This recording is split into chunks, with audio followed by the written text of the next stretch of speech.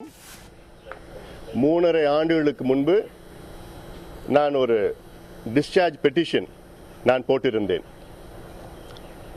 இந்த 3.5 ஆண்டுகளில் 3 நீதிபதிகள் அதை கேட்டு இன்று 4வது நீதிபதியாக இன்று வந்து என்னுடைய டிஸ்சார்ஜ் பெட்டிஷனை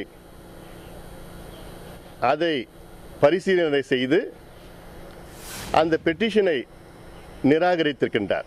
அவ்வளவுதான். மொத்தத்தில் இன்று நடந்தது, என்னுடைய டிஸ்சார்ஜ் பெட்டிஷன் அதை நிராகரித்திருக்கின்றார் நீதிபதி. இன்னும் வழக்கு சம்பந்தமாக இன்னும் எந்த ஒரு தொடர்பு இல்லை.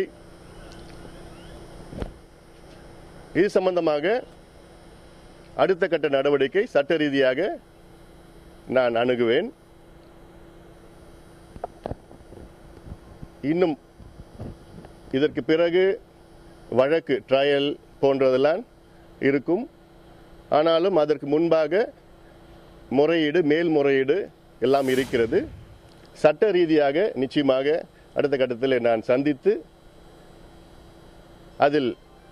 இதிலிருந்து நான் இந்த வழக்கிலிருந்து உறுதியாக நான் வெளி வருவேன் என்று எனக்கு நம்பிக்கை இருக்கிறது.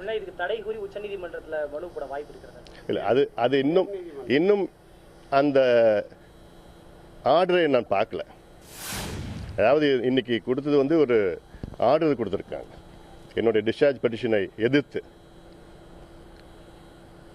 ஏன்னா சிபிஐ போட்ட அந்த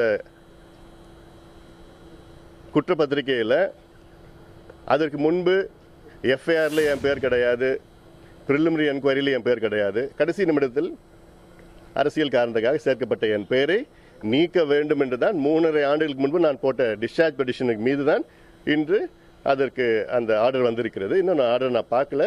முழுவதும் படித்துவிட்டு பிறகு என்னுடைய வழக்கறிஞர்கள் வைத்து அடுத்த கட்ட நடவடிக்கையில் நான் இந்த வழக்கே நீங்க அந்த ஐக்கிய முற்போக்கு கூட்டணி வெளியேறதுக்காக உங்க மீது போடப்பட்ட வழக்கு ஏற்கனவே சொல்லியிருக்கீங்க. இப்பேற்பட்ட ஒரு சூழ்நிலையில நீங்க முதல் வேட்பாளராக நிக்கிறீங்க.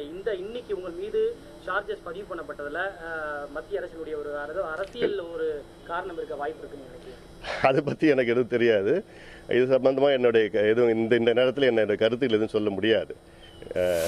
அடுத்த கட்ட நடவடிக்கை நான் என்ன இந்த சம்பந்தமா இன்னைக்கு நீதிபதி கொடுத்த அந்த ஆர்டர்ல என்னென்ன இருக்கு நான் இன்னும் படிக்கல. நான் படித்த பிறகு என்னுடைய வழக்கறிஞர்களை வைத்து அடுத்த கட்ட நடவடிக்கை நான் ஏற்படுவேன். 2016ஆம் ஆண்டுக்கான சட்டமன்ற தேர்தல் முதலமைச்சர் வேட்பாளராக நீங்க முன்னிறுத்தப்பட்டிருக்கீங்க. ஒரு சூழல்ல இது உங்களுக்கு ஒரு பின்னடைவாக நீங்க? நிச்சயமா கிடையாது. இது பின்னடைவே கிடையாது. இதில் ஏன்னா இன்னும் வழக்கே தொடரல. ட்ரையல் கோர்ட்ல இன்னும் வழக்கே தொடரல. முதல் கட்டத்தில் சார்ஜ் ஷீட் ஃபைல் பண்ணியிருக்கிறாங்க. அந்த சார்ஜ் ஷீட்டில் என் பேரை நீக்கணும்னு நான் டிஸ்சார்ஜ் பெட்டிஷன் நான் போட்டிருக்கிறேன் 3.5 ஆண்டுகளுக்கு முன்பு. அது இன்னைக்கு தான் வந்திருக்கு. 4 நீதிபதிக்கு பிறகு இன்னைக்கு தான் வந்திருக்கு. இதுக்கு பிறகு தான் அடுத்த இன்னும் வழக்கு தான் தொடரணும். அதுக்கு பிறகு ஆக இது ஒரு பின்னடைவு நிச்சயமாக கிடையாது. சட்ட ரீதியாக நான் சந்தித்து இதில் எந்த தவறும் செய்யவில்லை என்று நான் உறுதியாக நான் வெளிவருவேன் என்ற நம்பிக்கை இருக்கிறது. இதுதான் சார்ஜ் ஷீட்ல 3.5 ஆண்டுகளுக்கு முன்னாடி பதிவு பண்ணிருக்காங்க. இதுல பதிவு செஞ்சு அதை தொடர்ந்து விசாரணை நடத்துறதுக்கு இப்போ அவங்க அந்த குற்றப்பத்திரிகை மேற்கொண்டு அது இன்னும் நீதிபதி முடிவு பண்ணல. பதிவு செய்வதற்கு அந்த ஆர்டர் இன்னும் நீதிபதி எதுவும் கொடுக்கல, இன்னைக்கு பண்ணல. என்னுடைய பெட்டிஷனுக்கு ஏற்பதா எதிர்த்துதான் அவர் ஆர்டர் கொடுத்திருக்காரு தவிர இது சம்பந்தமா வேற எதுவுமே ஆர்டர் கொடுக்கல. நவம்பர் 2ஆம் தேதி நடக்கிற விசாரணையில என்னென்ன விஷயங்கள்லாம் நீங்க முன்னெடுக்க போறீங்க? அன்னைக்கு நவம்பர் 2ஆம் தேதி பார்க்கலாம். தொடர்ந்து தமிழகத்துல பாமக ஒரு மாற்று அரசியலை முன்னெடுத்து இருக்காங்க. திமுக, அதிமுக இரண்டுமே ஒரு ஊழல் கட்சி அப்படி சொல்றாங்க.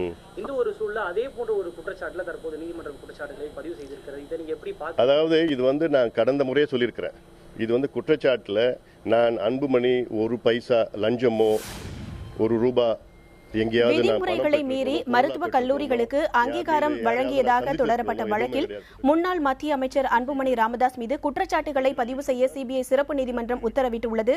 இந்த நிலையில் இது தொடர்பாக அன்புமணி ராமதாஸ் டெல்லியில் செய்தியாளர்களை சந்தித்து விளக்கம் அளித்த நேரடி காட்சிகளை பார்த்தோம். அவர் பேசும்போது இந்த வழக்கில் சட்டப்படியாக அடுத்த கட்ட நடவடிக்கை எடுக்கப்படும் என தெரிவித்துள்ளார்.